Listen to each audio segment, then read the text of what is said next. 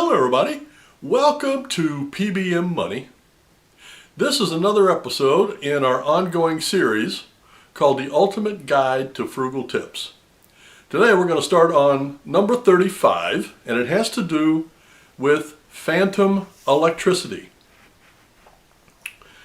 I was unaware of this until about a year ago, but phantom electricity, and you can know that if you have it by doing this.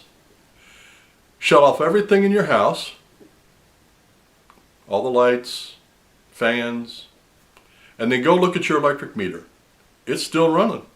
And you know why? Phantom electricity.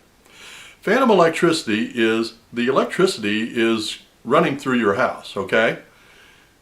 But you're not paying for that. You don't pay until the connection is made and the electricity is coming out of the house and into your, whatever it is you've got plugged in.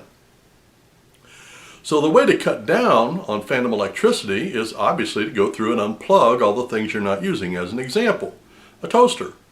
Why would you pay for electricity going into a toaster 24 hours a day when you use it 1 or 2 minutes a day? If that. A blender. Same deal. So the first thing you need to do is go through and unplug everything that you're not using. It takes a second to plug it in before you use it. Okay? Now, that does not account for a lot of the big things. You can't very well get behind your stove and unplug it, or your refrigerator, or your hot water heater. So, go to the fuse box. Turn those things off. Now the refrigerator, what I do with my refrigerator is I pick like 4 or 5 hours every day. And I just shut it off when I'm at work and I come home and turn it back on. But for the stove, I leave that bad boy off until I'm ready to use it. Now if you have gas, that's a different issue. I'm talking about electric. The hot water heater, I keep that off at the fuse box until I need it. Now that takes a little planning, you know, you gotta know. Give it about 15 minutes before you use it and turn it back on. But what I'm saying is, to lower your electricity bill, get rid of, to the best of your ability, phantom electricity. Now this next frugal tip I have used in other videos, but I have not used it in this series, so I'm going to use it. If you do not know how to adjust the float in your toilet, it's very easy to compensate for that. Just take a couple of bricks, bricks that you build a building with, and stick them in the toilet. So when the first time you do it, when you flush, as an example, let's say 5 gallons of water go down. You put the bricks in, only 4 gallons of water come back in. You're saving 1 gallon per flush.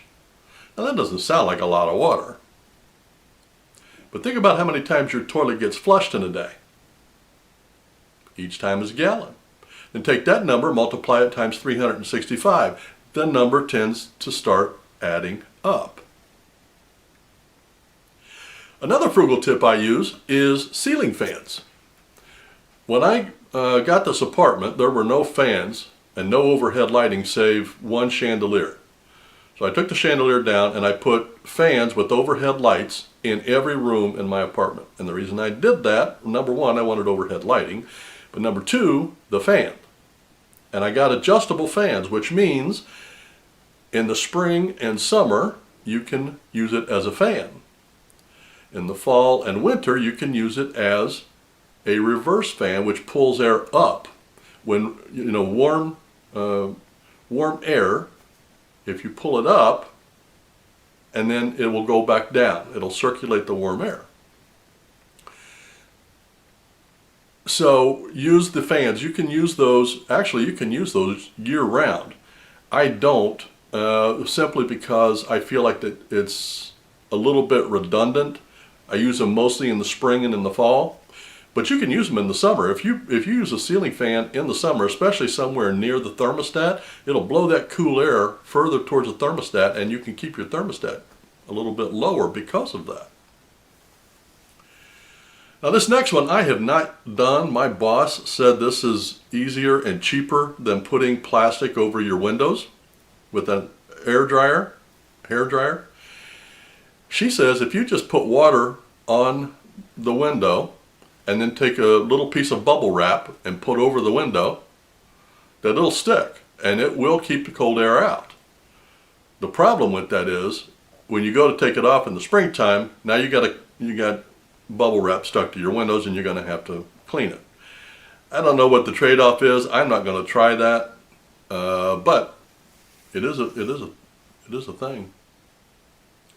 Now this one, I wear white tennis shoes for both of my jobs actually, and they get scuffed. No matter how careful you are, or how easy of a job you have, white tennis shoes get scuffed. If you take one of those magic erasers, rather than wash your tennis shoes, just take a magic eraser, put a little dab of water on it, and go over the scuff mark. It'll come right off.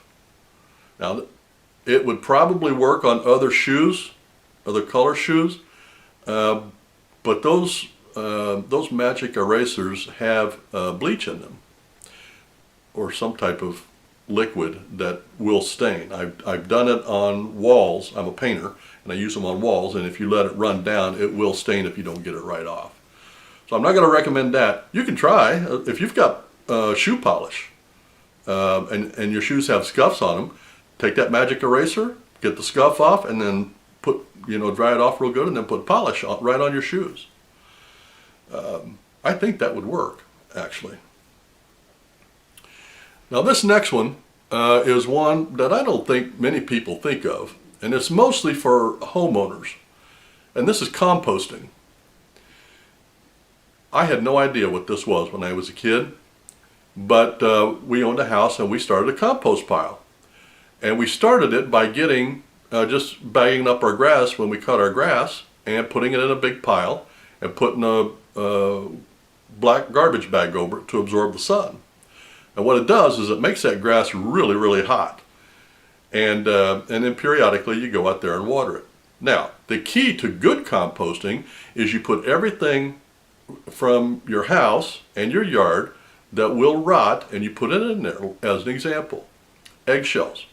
When you do vegetables, like strawberries or beans, and you chop the ends off.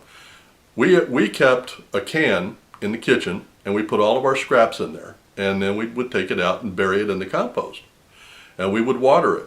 And there were times we went to farms and got animal manure to mix in there. Now you'd let it sit there all summer and rot, and you have to turn it once in a while, and then you leave it there all winter, and next spring, now you've got some good composting. You take that and mix it in with your regular soil before you plant your plants. We did that for 1 year, and we went to dig up some vegetables. There were so many earthworms in there. Oh my goodness. Composting is good. It's cheap fertilizer, and it's a cheap way to make good soil. So composting is a big one. The next one I want to talk about is a crock pot. If you use this one in conjunction with buying in bulk, this is a great way to keep your food costs down. I use this one to make dishes in bulk that I will eat lunch on all week. As an example, if I take 2 pieces of chicken, put them in a crock pot, 2 bags of noodles, and that will keep me in lunch for an entire week. I'm going to check my time here because I can't see it. Still can't see it. All right, I'm going to cover one more, and this is mostly for single people. I came across this one on accident. My dishwasher broke, and I can't get the employees to get up here and fix it. And I hate doing dishes. So what I did is I got 1 place setting, 1 coffee cup, 1 glass, and I put them in my dish drainer. And when I go to get dinner, I use the dishes, I rinse them off, and I put them back in the dish drainer. I only wash dishes once a week. And it's that 1 place setting, my coffee cup, my glass, silverware. I wash it all off, make sure it's all nice and clean, and then repeat. I'm doing dishes 1 time a week, 1 place setting. What I used to do is that A plus place setting per day until my dishwasher was full, and then I ran the dishwasher. Well, think about how much water and soap and all that is going in there. By using just one place setting, I'm using one thing of soap, one sink full of water, and it takes 10 minutes for a week's worth of dishes. Okay, one more, and then I'm going to be done. For those of you that put weight on and take weight off, I have a thyroid issue, so unfortunately that happens to me. In the last 6 months, maybe 12 months, I've lost about 40 pounds, and my belt was not holding my pants up. Now, I had two alternatives. Go buy another belt, or make do with the belt I had. I decided to make do with the belt I had. What I did was I got a steak knife, and I just put a hole in my belt so that it was tighter. It saved me about $6 or $7 going and buying another belt, simply because I lost weight. And I'm going to keep this belt as long as I can, because if I have to go through that and gain weight again, I won't have to buy another belt for that. Well, I hope you are enjoying this series called The Ultimate Guide to Frugal Tips. I went through and checked. I've got enough to do these for years.